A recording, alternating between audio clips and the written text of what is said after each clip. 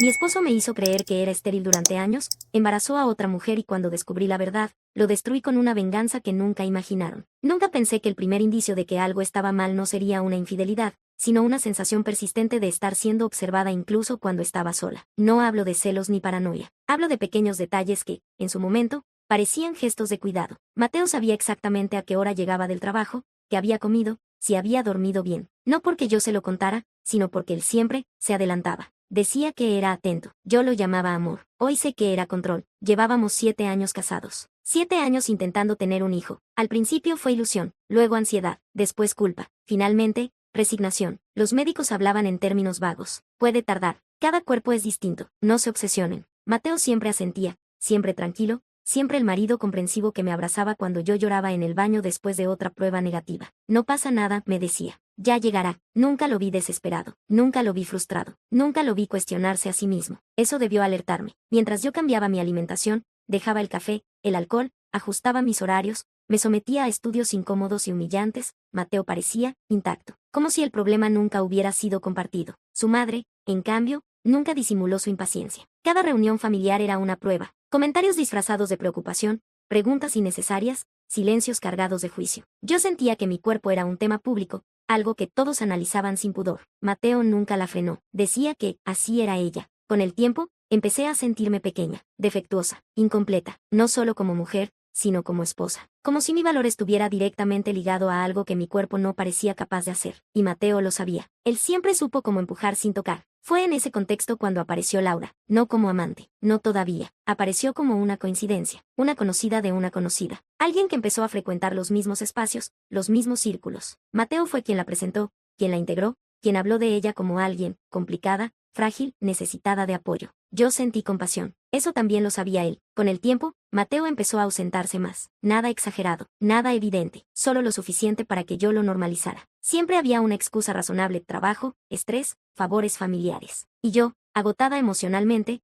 no tenía energía para cuestionar nada. Hasta que un día Laura dejó de ser una presencia difusa y se volvió un problema concreto. Me llamó, no con dramatismo, no con reproches, con miedo. Dijo mi nombre como si no estuviera segura de tener derecho a hacerlo. Me dijo que no quería destruir nada, que solo necesitaba que alguien supiera la verdad. Cuando pronunció la palabra embarazada, sentí que el tiempo se detenía. No fue dolor inmediato, fue incredulidad. Mi mente buscó cualquier explicación que no incluyera a Mateo, pero lo incluyó. Mateo no negó la relación, negó la intención. Dijo que había sido un error. Dijo que no significaba nada. Dijo que nunca planeó que pasara. Lo dijo con una calma tan perfecta que por un momento dudé de mi propia reacción, como si yo fuera la exagerada, la dramática, la que no entendía los matices. Laura, en cambio, no hablaba de errores. Hablaba de promesas vagas, de conversaciones largas, de frases cuidadosamente elegidas. Mateo nunca le dijo que me dejaría, nunca le dijo que se quedaría. La mantuvo exactamente en el punto justo para no perderla ni comprometerse. Eso también fue intencional. Lo que me terminó de romper no fue el embarazo. Fue descubrir que Mateo le había dicho a Laura algo que a mí nunca me dijo en 7 años de matrimonio, que yo no podía tener hijos, que mi cuerpo no funcionaba, que él había aceptado eso por amor. Cuando escuché eso,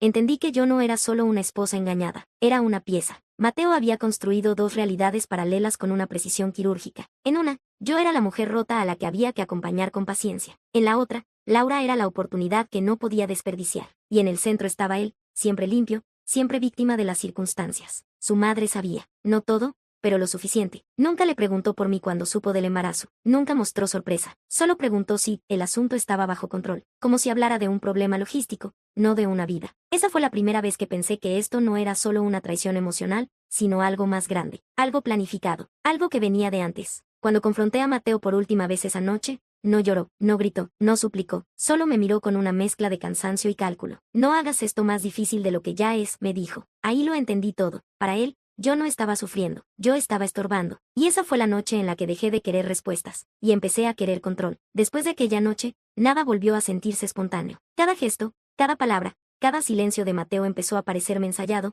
como si yo hubiera estado viviendo dentro de una obra cuya trama desconocía por completo. No lo enfrenté de inmediato, no porque no quisiera respuestas, sino porque entendí algo fundamental. Mateo siempre había estado un paso adelante cuando yo reaccionaba desde la emoción. Si quería comprender de verdad lo que había pasado, y lo que aún estaba pasando, tenía que observar, no confrontar. Y observarlo fue como quitarle la máscara a alguien que llevaba años actuando con naturalidad. Mateo no estaba nervioso por el embarazo de Laura, estaba ocupado. Hacía llamadas largas a puerta cerrada, escribía mensajes que borraba de inmediato, coordinaba horarios con una precisión obsesiva. No parecía un hombre acorralado por el error, parecía alguien ajustando variables. Empecé a notar algo más inquietante. Mi cuerpo había dejado de ser tema. Durante años fue el centro de todo, mis ciclos, mis resultados, mis probabilidades. Ahora, de pronto, nadie preguntaba nada, ni él, ni su madre, como si el problema ya estuviera resuelto. Eso fue lo que me empujó a revisar cosas que antes no me había atrevido a tocar. Comencé por lo más simple, mis propios exámenes antiguos. No buscaba milagros, solo coherencia, y no la encontré. Los informes eran ambiguos,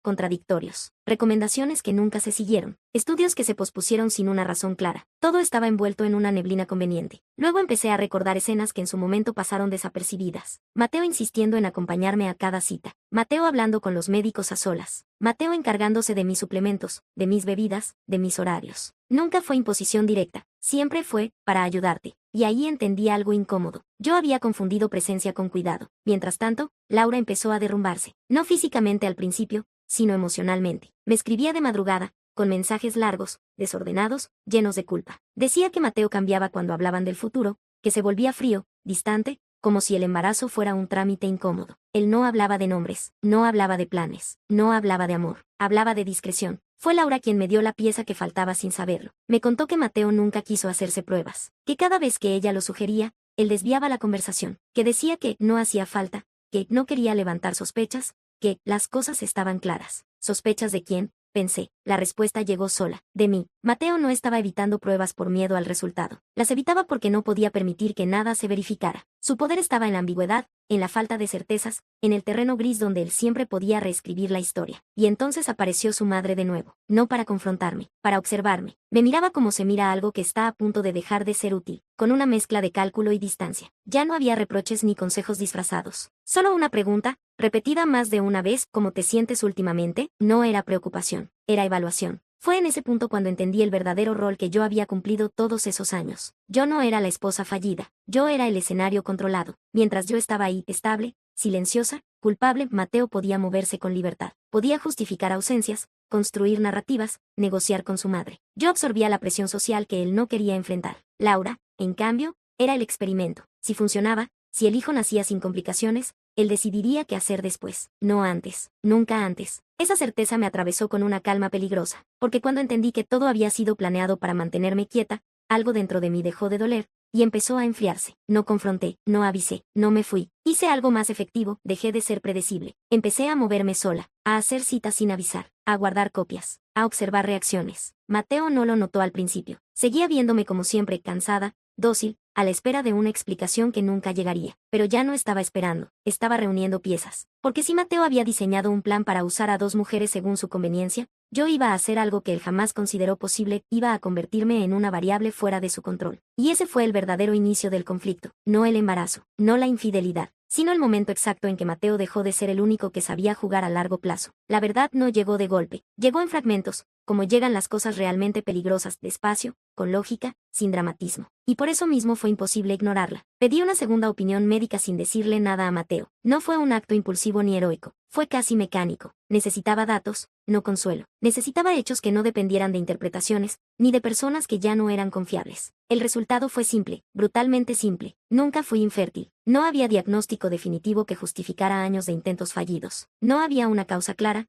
ni irreversible, ni concluyente. Lo que sí había era una interferencia constante, sostenida, perfectamente compatible con algo que nadie busca porque nadie espera encontrarlo, bloqueo hormonal externo en dosis mínimas. No suficiente para enfermar, no suficiente para alertar, solo suficiente para impedir. Salí del consultorio sin llorar, sin temblar, con una calma que me asustó más que cualquier ataque de pánico que hubiera tenido antes. Porque cuando algo deja de doler, significa que ya no pertenece al terreno de la emoción, sino al de la decisión. No confronté a Mateo, no todavía. Primero observé cómo se movía alrededor del embarazo de Laura. Ya no hablaba de error, ya no hablaba de complicaciones. Empezó a hablar de responsabilidad, de ordenar las cosas, de proteger a todos. Su lenguaje había cambiado. Era el lenguaje de alguien que cree que está ganando tiempo. Pero yo ya sabía que el embarazo no era el triunfo que él creía. Laura comenzó a enfermar, no de forma grave, pero sí persistente. Mareos, debilidad, ansiedad. Mateo la tranquilizaba con la misma voz que había usado conmigo durante años. Le decía que era normal, que no exagerara, que confiara en él. Confiar. Siempre esa palabra. Fue Laura quien, sin saberlo, me dio el segundo dato clave. Me escribió una noche,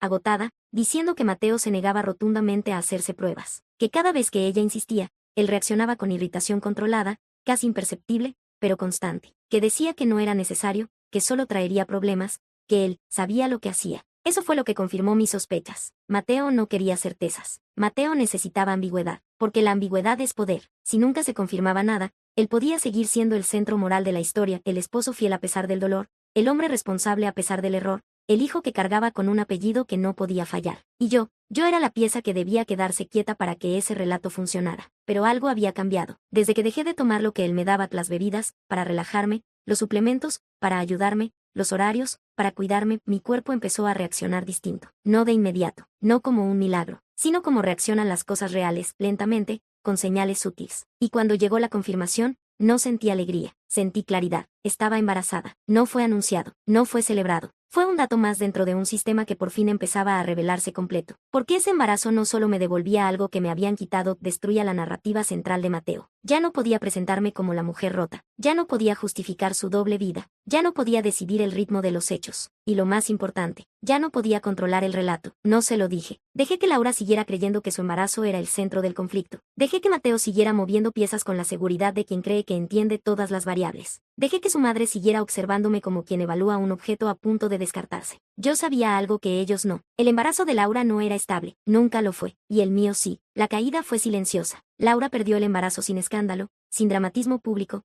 sin el acompañamiento que Mateo siempre prometió y nunca dio. Él apareció solo después, cuando ya no había nada que gestionar. Y ahí ocurrió algo revelador. Mateo no lloró por la pérdida, no se quebró, no mostró duelo. Lo único que hizo fue mirarme distinto. Por primera vez, no como una esposa, no como una carga, sino como una amenaza. Porque entendió, tarde, lo que había pasado. El hijo que planeó no existía, y el que intentó impedir, sí. Ese fue el momento exacto en que su madre desapareció emocionalmente. El interés se evaporó, las llamadas cesaron, las visitas se cancelaron, el proyecto había fallado, y cuando el proyecto falla, se abandona. Mateo, en cambio, intentó quedarse, no por amor, por control. Me habló de empezar de nuevo, de dejar atrás errores, de no destruir lo que todavía podía salvarse. Usó las palabras correctas, el tono justo, la lógica que durante años me había desarmado. Pero ya no funcionaba, porque yo ya no necesitaba entenderlo. Lo que Mateo no sabía, lo que nadie sabía, era que yo ya no estaba reaccionando. Yo estaba diseñando el final, y ese final no iba a incluir gritos, ni escenas públicas, ni justicia evidente. Iba a incluir algo mucho más cruel para alguien como él, la pérdida total del control, y la obligación de vivir sabiendo que fue su propio sistema el que lo destruyó. No todo se puede planear. Hay momentos en los que el cuerpo se adelanta a la mente, y cuando eso pasa, ya no se trata de estrategia sino de supervivencia. El mío llegó una tarde cualquiera, sin música de fondo ni presagios. Mateo estaba sentado frente a mí, hablando del futuro como si aún tuviera derecho a hacerlo. Usaba ese tono tranquilo que siempre había empleado para domesticar conflictos, para convencerme de que lo razonable era callar, esperar, ceder. Algo en mí se quebró de forma irreversible. No fue una explosión elegante, fue sucia, fue humana. Le pregunté, de golpe, sin rodeos, cuántos años llevaba decidiendo sobre mi cuerpo. No elevé la voz, no necesitaba hacerlo. La pregunta cayó como una piedra en un vidrio que ya estaba agrietado. Mateo no respondió de inmediato. Esa pausa mínima lo delató más que cualquier confesión, porque en ese segundo entendí que no estaba sorprendido, estaba calculando. Y eso fue lo que me hizo perder el control. Le dije todo, sin orden, sin cuidado. Le hablé de los exámenes, de las citas ocultas, de las sustancias, de los tiempos. Le dije que sabía que nunca fui infértil, que sabía que había elegido mantenerme así porque le resultaba conveniente, porque una mujer convencida de su propia falla es más fácil de manejar. Mateo se levantó, no para irse, para imponerse. Golpeó la mesa con fuerza. No fue un estallido violento,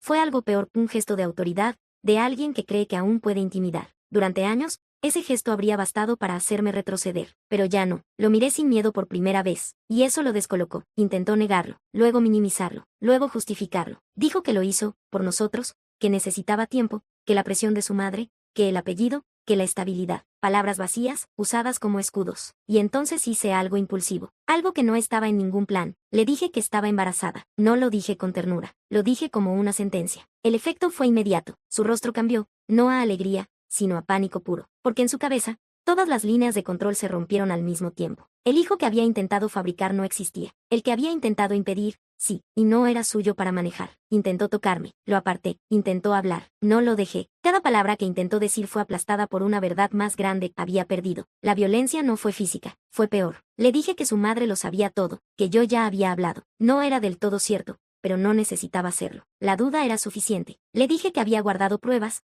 que había copias, que había nombres. Le dejé claro que su reputación, esa que había protegido durante años, pendía de algo tan frágil como mi silencio. Mateo se desmoronó ahí mismo. No lloró, se encogió, porque los hombres como él no temen al dolor, temen a la exposición, temen perder el relato, temen dejar de ser la figura central para convertirse en el villano evidente. Le pedí que se fuera. No lo discutió. Esa noche destrocé todo lo que nos había representado, no por despecho, sino por cierre. Fotos, cartas, objetos que habían sido símbolos de una mentira prolongada. No grité, no lloré. Cada cosa que rompía era un recordatorio de que yo ya no pertenecía a esa historia. La venganza no terminó ahí. Al día siguiente, dejé que la información empezara a moverse. No en redes, no en escándalos. En lugares específicos, personas correctas, frases medidas. Lo justo para que la verdad se volviera inevitable, pero sin que pudiera rastrearse hasta mí. Mateo intentó contactarme, muchas veces. Suplicó primero, amenazó después, luego guardó silencio. Y ese silencio fue la prueba final de que la venganza había funcionado. Porque cuando alguien que siempre controló la narrativa deja de hablar, es porque ya no sabe qué versión sostener. Yo seguía adelante, no fuerte, no triunfante, libre. Y mientras él se quedaba atrapado entre lo que había hecho y lo que ya no podía deshacer, entendí algo esencial: la violencia más duradera no deja marcas en el cuerpo, las deja en la identidad. Y Mateo jamás volvería a verse como el hombre que creyó ser. Creí que lo peor ya había pasado. Me equivoqué. Lo peor no fue descubrir la manipulación, ni la traición, ni siquiera el miedo. Lo peor fue entender hasta dónde estaba dispuesto a llegar Mateo cuando perdió el control. El silencio que siguió a su salida no fue paz, fue preparación. Mateo desapareció unos días. No respondió mensajes, no llamó, no intentó negociar. Ese vacío no era derrota, era repliegue. Y yo lo conocía lo suficiente como para saber que cuando se callaba, algo se estaba gestando. La primera señal llegó de forma indirecta. Una conocida en común me escribió con cautela, con frases medidas, como quien no quiere involucrarse pero tampoco cargar con la culpa. Me dijo que estaban diciendo cosas de mí, no rumores vagos, historias completas, versiones pulidas, narrativas listas para ser creídas. Yo había perdido la estabilidad emocional. Yo estaba obsesionada con la maternidad. Yo había inventado acusaciones para retener a un hombre que ya no me amaba. Mateo no estaba reaccionando. Estaba reescribiendo mi identidad, y lo hacía con la misma frialdad con la que durante años había moldeado la verdad a su favor. No me defendí, no salí a desmentir, no expliqué nada, dejé que hablara, porque sabía algo que él no había considerado. Cuando alguien miente demasiado bien, empieza a dejar rastros. El segundo golpe fue directo. Recibí una notificación legal. Mateo había iniciado un proceso preventivo. No una demanda, no una acusación formal. Algo peor, un intento de dejar constancia de que yo era inestable, impredecible, potencialmente peligrosa. El objetivo no era ganar ahora, era condicionar el futuro, condicionar al hijo que yo llevaba dentro. Ese fue el momento exacto en que la rabia dejó de ser emocional y se volvió animal. No grité, no lloré, no entré en pánico, me activé. Esa misma noche saqué todo lo que había guardado, no pruebas sueltas, no sospechas, patrones, fechas, recetas, nombres, coincidencias médicas, movimientos bancarios pequeños pero constantes. Todo lo que, visto por separado, parecía insignificante. Todo lo que, unido, formaba una imagen imposible de ignorar. Y entonces cometí el acto más impulsivo de todos. No fui a un abogado, no fui a una institución, fui a su madre, no para suplicarle, para enfrentarla. Entré a su casa sin anunciarme, no con rabia visible, sino con una calma tan tensa que el ambiente se volvió irrespirable. Ella me miró como si viera un error que había regresado para reclamar explicación. Le hablé sin rodeos. Le dije que sabía, que entendía el apellido, que entendía el miedo a desaparecer, que entendía por qué había permitido, o incluso alentado, que su hijo decidiera sobre el cuerpo de otra persona. No la acusé, la desnudé, y entonces pasó algo que no esperaba. No negó nada, no pidió perdón, solo dijo una frase, seca, brutal, honesta en su crueldad: algunas cosas se hacen para que el nombre sobreviva. Las personas son secundarias. Ese fue el punto de quiebre, porque ya no era Mateo contra mí, era un sistema completo revelándose sin vergüenza. Le dejé claro que ese sistema había fallado, que el hijo que intentaron fabricar no existía, que el que intentaron impedir, sí, y que esta vez, no iba a quedarse callada para proteger a nadie. No levanté la voz, no amenacé, solo dejé una copia sobre la mesa, y me fui. Mateo me llamó esa misma noche, no furioso, no desafiante, aterrorizado. Por primera vez no intentó controlar el discurso, solo pidió que parara, que pensara en las consecuencias, que no destruyera todo. Y entonces le dije la frase que más le dolió escuchar: no estoy destruyendo nada, estoy dejando que se vea. Colgó. A la mañana siguiente, el relato empezó a resquebrajarse, no públicamente aún, primero en círculos cerrados, gente que dejaba de responderle, silencios incómodos, preguntas que no sabía contestar. El apellido, ese escudo que siempre lo había protegido, empezó a pesarle como una carga. Y yo sentí algo que no había sentido en años. No alivio, no justicia, poder. No el poder de dañar por dañar, sino el de decidir. El de no volver a ser moldeada por el miedo ajeno. El de saber que, pasara lo que pasara después, Mateo jamás volvería a tocar la narrativa sin pagar un precio. La venganza no siempre se siente bien, a veces se siente necesaria. Y esa noche, mientras sentía al hijo moverse dentro de mí, entendí que ya no estaba luchando solo por mí. Estaba cerrando una historia que nunca debió escribirse así. Y Mateo apenas estaba empezando a entender que algunas decisiones no se castigan con gritos, ni con cárcel, ni con golpes. Se castigan con algo mucho peor, con vivir el resto de tu vida sabiendo que perdiste el control para siempre. Mateo creyó que aún quedaba una salida. Ese fue su último error. Cuando alguien ha vivido siempre desde el control, confunde el silencio con oportunidad. Confunde la calma con debilidad. Mateo pensó que podía reorganizar el daño, redirigir culpas, acomodar piezas como había hecho toda su vida. No entendió que ya no estaba reaccionando a una amenaza. Estaba enfrentando una decisión tomada. La caída no fue inmediata, fue lenta, y por eso dolió más. Primero perdió lo invisible, las llamadas que ya no contestaban, los favores que dejaron de concederse, las puertas que seguían abiertas, pero no para él. Nada es más humillante para alguien como Mateo que no saber en qué momento exacto dejó de ser importante. Intentó acercarse de nuevo, no con amor, con discurso. Me habló de acuerdos, de hacerlo por el bien del niño, de proteger la imagen, de todos. Usó un lenguaje más pulido, más cuidadoso, como si la cortesía pudiera reparar años de manipulación. Yo lo escuché sin interrumpirlo, y cuando terminó, hice lo último que esperaba. Acepté, no para reconciliarnos, no para negociar. Acepté para cerrar. Nos vimos una sola vez más, en un lugar neutro, público, seguro. Mateo llegó con esa postura tensa de quien intenta parecer tranquilo mientras el suelo se desmorona bajo los pies. Habló de responsabilidades compartidas, de coparentalidad, de madurez. Lo dejé hablar. Luego le entregué un sobre. No había amenazas, no había insultos, solo hechos, informes médicos completos, fechas exactas, registros cruzados, una línea de tiempo imposible de negar, y al final, una sola hoja, una declaración legal firmada. No lo estaba denunciando penalmente. Eso habría sido demasiado fácil, demasiado rápido. Estaba dejando constancia permanente, de que yo sabía, de que él sabía que yo sabía, de que cualquier intento futuro de dañarme tendría un contexto que jamás podría borrar. Mateo palideció. Por primera vez, no intentó justificar nada, no mintió, no atacó, solo preguntó, en voz baja, casi infantil: ¿por qué no me destruiste cuando pudiste? La respuesta fue simple: porque vivir así es peor. Y lo era. Porque desde ese momento, Mateo quedó atrapado en una jaula sin barrotes, la de un hombre que no puede moverse sin miedo a activar consecuencias. Nunca volvió a tocar mi nombre en público, nunca volvió a construir un relato sobre mí, nunca volvió a intentar controlarme, no porque no quisiera, porque no podía. Su madre desapareció del todo, el apellido sobrevivió, sí, pero manchado, no lo suficiente para caer, lo suficiente para doler, justo como ella había dicho que pasaba con las personas secundarias. Yo dejé la ciudad, no huyendo, eligiendo. Mi hijo nació lejos de ese sistema, lejos de ese apellido, lejos de la historia que intentaron escribir sobre mi cuerpo. No creció rodeado de silencios forzados ni verdades manipuladas. Y Mateo sigue vivo, sigue funcionando, sigue existiendo, pero hay algo que perdió para siempre: la certeza. Nunca sabrá cuando pienso en él, nunca sabrá qué más sé, nunca sabrá si aún tengo algo guardado, o si ya no hace falta. Porque la venganza más cruel no fue quitarle nada material, fue convertirlo en alguien que vive con miedo de su propio pasado. Y yo, al final, entendí algo que no se aprende sin atravesar el infierno: no todas las mujeres gritan, no todas las venganzas hacen ruido, algunas solo caminan lejos, dejando atrás a un hombre que jamás volverá a sentirse seguro de quién fue.